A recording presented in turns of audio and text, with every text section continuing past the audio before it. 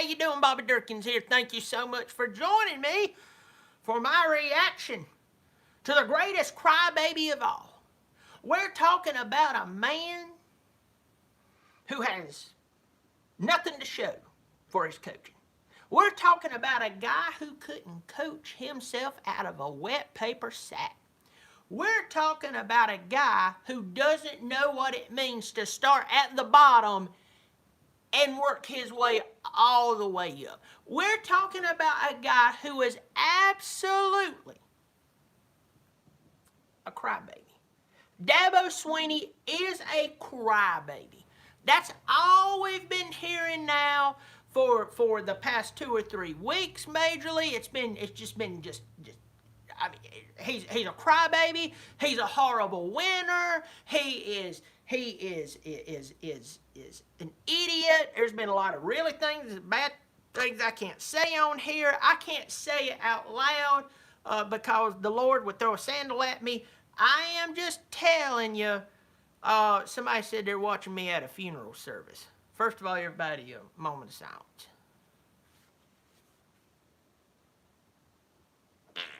All right, I'm done.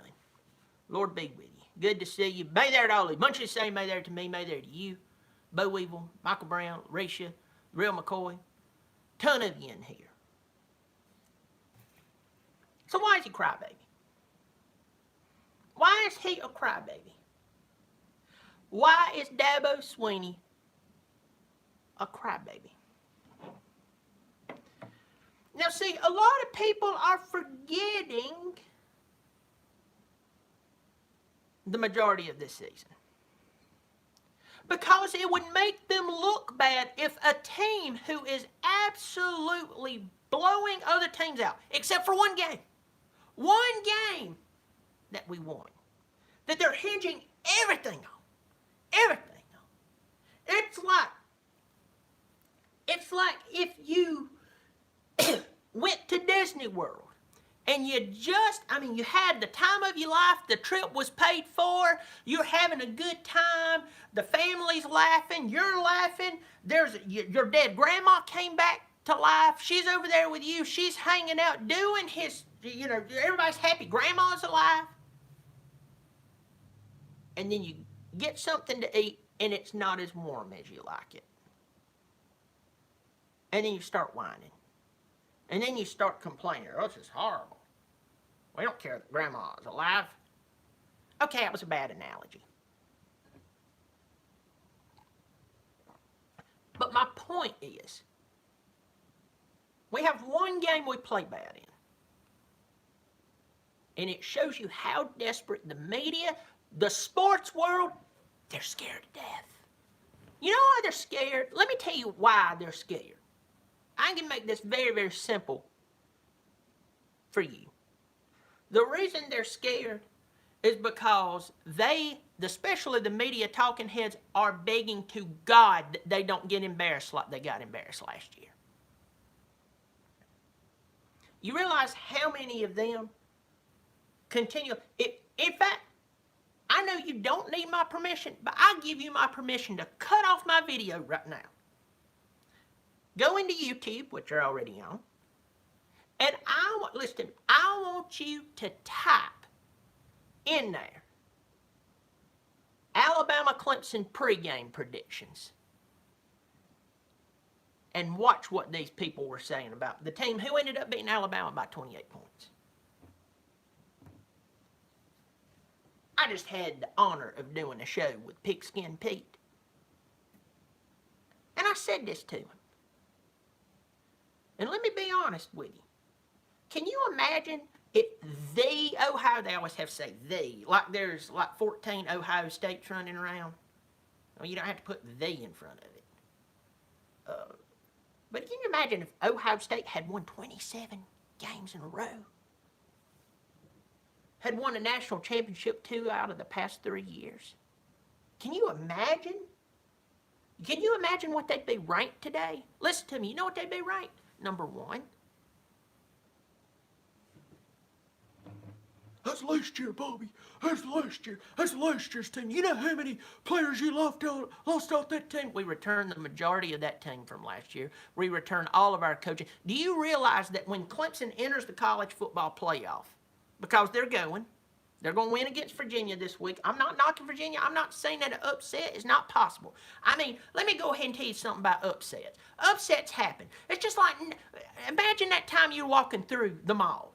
Your wife got you out. She made you go to the mall. You're just cussing and moaning because you love her and you'd like to kiss her again. You go with her. You're walking through there, and all of a sudden you see this really good-looking woman, and she's walking with this ugly dude.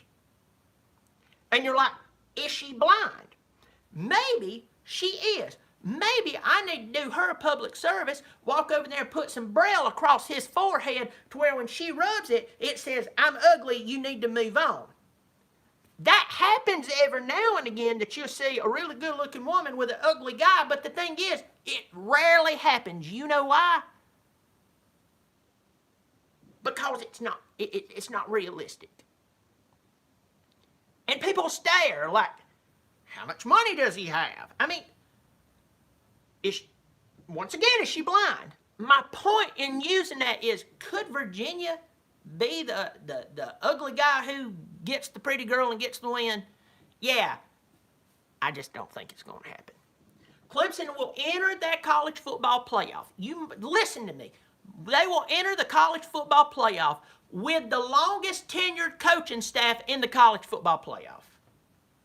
And now some of you out there listening to this right now, you use your brain when you're looking at football. You don't use the crust around your butthole. You don't use what these media heads, which are using the crust around their butthole, just like they did all last season. And I love it when y'all go, well, it's last season, Bobby. Once again, we return the majority of those teams. We return the majority of those players. I'm sorry, it's been a long day. It matters your coaching staff. And the reason Dabo Swinney is pissed and he's talking up is twofold. One reason, he is actually playing the media. I see some super chats in here. I'm gonna get to y'all in 1 second. I appreciate it, but I'm about to close this thing down and I'm gonna thank y'all for that. So y'all just hold on. I appreciate it. First of all, he's playing the underdog card. Who in their right mind puts the team on a 27-game win streak, the defending national champions, who has more Power 10 wins than anybody in the top 4? All right? Returning the majority of their team and returning all their coaching staff. Who in their right minds puts them at number 3? As I said, if it was the Ohio State would be number 1. I didn't say Ohio State's not a good football team. I didn't say LSU's not a good football team. They ain't got a defense. I overcorrected. Lord knows who's going to be at number 4. And the reason the media is upset right now, listen to me, the reason the media is upset right now is because he humiliated them last year, and now they want to talk about how bad he is.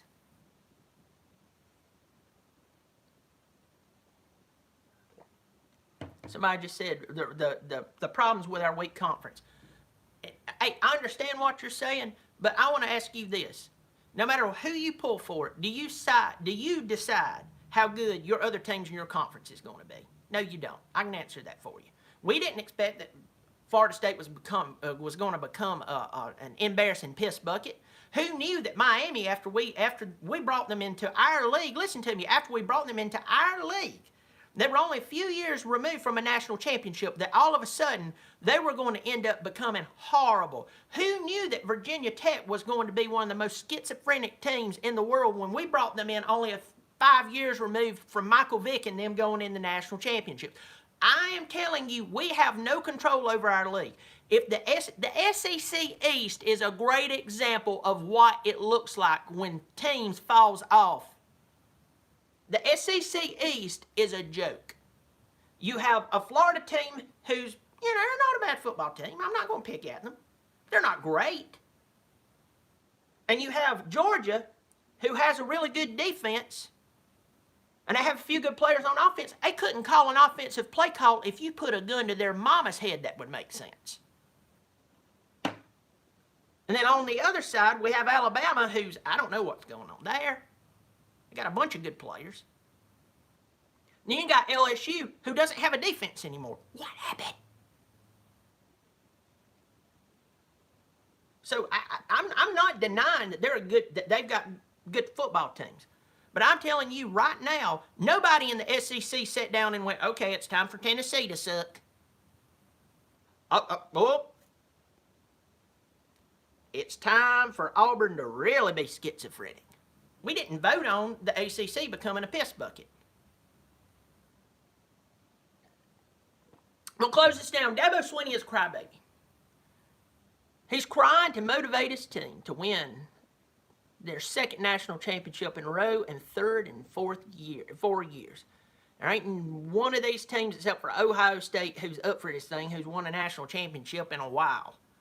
And the last time that LSU did it, well, they had a guy named Les Miles who they ended up firing because he was underproducing.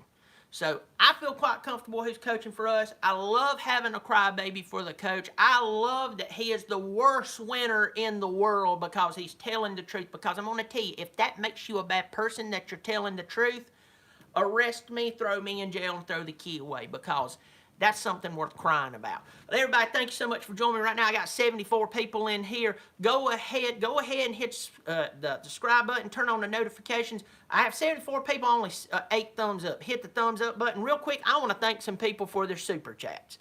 Let me tell you this.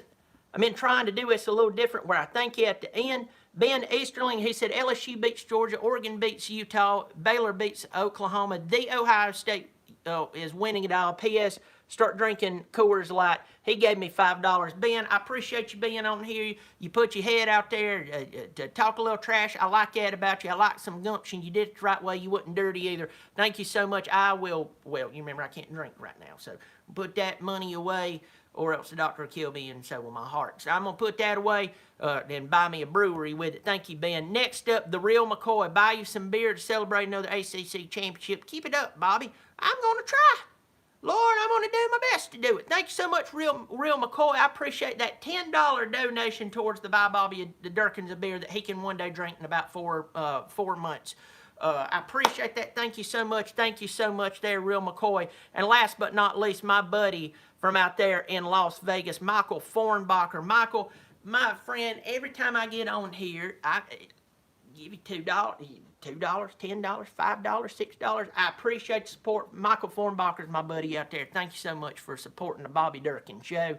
And it really does mean a lot to me. Everybody, thank you so much. B Curve, I see him here. Luke Godwin, a bunch of you in here. You're like, hey, you're in here. And I'm shutting down. I'm going to let y'all go. You take care of yourself. I'm Bobby Dirkens. You keep showing up. Lord knows, I'll keep showing out. Bobby Dirkens.